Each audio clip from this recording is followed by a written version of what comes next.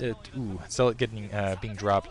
Ooh, wow, nice drop. Where are the tanks? There's 3 tanks in the backfield, but it looks like he's going to be able to open up that secondary.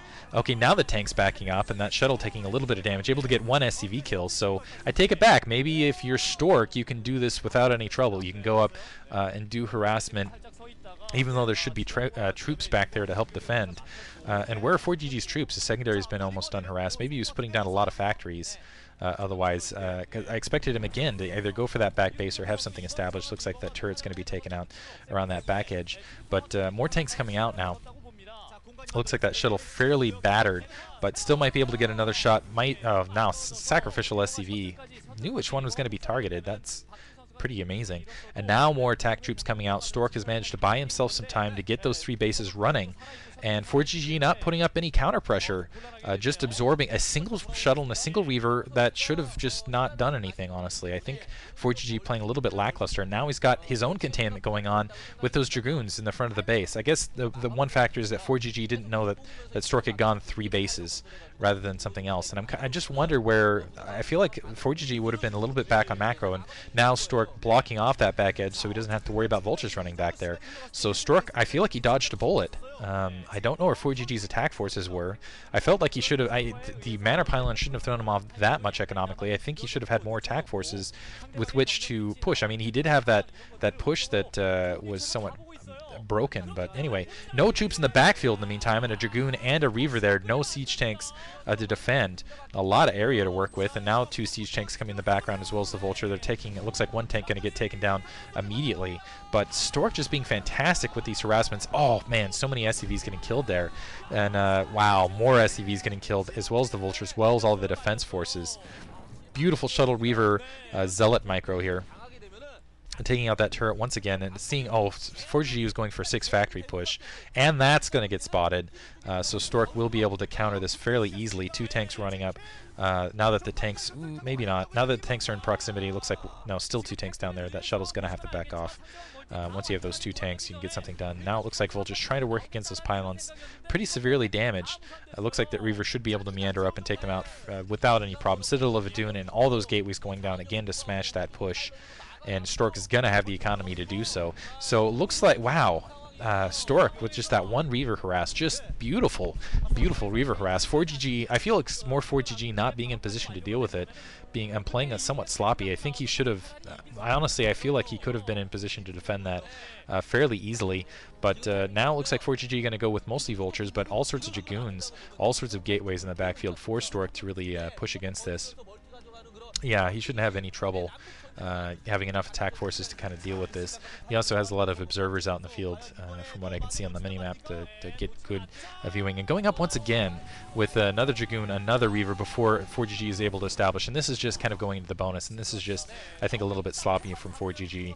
Not having a turret up there in the backfield yet, not having mines planted, not having tanks. I guess he was pushing out and somewhat distracted here. But at the very least, that Reaver, for the moment, if Forgg can, this is the thing though with those ramps, he can't push up on that timing to get there before that Reaver is in position to defend. This is the thing, is even with those tanks, Forgg is outnumbered, just severely outnumbered by just the ground forces here. So he can afford to lose a lot of these troops. Let's see if he picks up a Zealot and goes around for a bust.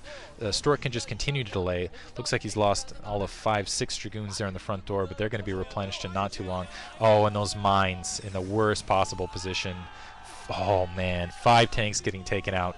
Forgg is just in a terrible, terrible position now. Now Stork can just run. He doesn't even care about that ramp hurting his movement. He can just completely breach this. Forgg instinctually running away. Very wise to do so he doesn't end up losing any more tanks than he has to. But this 6 factory push has been halted, has been delayed. Now he's got to worry about getting another expansion up. But honestly, I think Stork might be able to smash him in not too long. Plus, he still has that shuttle and that Reaver alive out in the field, and looks like more Vultures trying to do an end around, but they should be blocked off fairly easily at that secondary. Looks like, yeah, planting mines, but the Zealot able to take out a lot of those mines before they're really able to get anything done. They're still not speed upgraded, though. That's at least one thing that's working out for Forgg. They're not speed upgraded. And still an observer in the backfield. Might lose that turret as well. So, yeah, probably going to lose that turret. Also, 2 Dragoons being taken out fairly quickly. Zealots being put in to do some more Zealot bombs. Stork doesn't look like he's worried about taking another expansion. I think he knows that he can kind of push this just steadily, and losing that Reaver, which hurts a little bit, but he's still got a lot of attack forces to kind of reinforce this. Just barreling in, doesn't even care anymore, and needs to be careful doing that. That was a bit sloppy on Stork's part, actually. Ended up losing a lot of his attack forces. That might give Forgg some breathing room to either take an expansion or at least counter this. And now Stork actually needs to think about basically taking another expansion. It looks like he is doing so here at that upper 3 o'clock. So, because with that counter push, he was able to stop Forgg, but he was not able to do enough damage. Part of that, again, losing some War Zealots. Part of that, I think, is just he didn't have speed upgrade. Was able to do a lot of damage otherwise, but again, Forgg not able to get across this ramp with this push, and those Zealots, just the way those tanks are configured, can just march their way in. Stork able to wipe out all of Forgg's forces again, and that's exactly what Forgg did not want.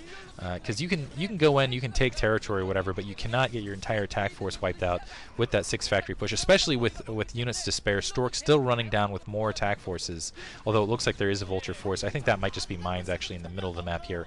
And yeah, now just it looks like 3 Dragoons continue to push down, more Zealots coming up alongside, and that Zealot able to run right back through and force Forgg back. Forgg not taking an additional expansion, so he's going to end up getting starved out here if he's not careful. I'm not seeing him take that 9 o'clock, that lower 9 o'clock or anything like that. That was in fact vultures out in the middle of the map there, as well as mines.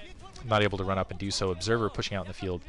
Looks like that Zealot was picked off before it could clear any more mines. And now some more tanks moving up, but I might be able to hurt this though. Stork not in position to defend this, so might get an attack on an expansion. We'll see. It looks like a cannon is going up, and it looks like he's going to try to siege both locations at once from the from that upper area, and also get a turret established there. So, and let's see if this pays off. There is something in that shuttle to drop. Those vultures need to run up, yeah, and take out whatever it is. And so, okay, now Forgg getting something accomplished. Has a lot of vultures there. The Zealot running in, try to clear those mines for the Dragoons. It looks like and those vultures should be able to slide through. There we go. Slide through to the north with those tanks to support in the back, and he's going to be able to get a lot of probe kills, and that's going to hurt Stork's economy a lot.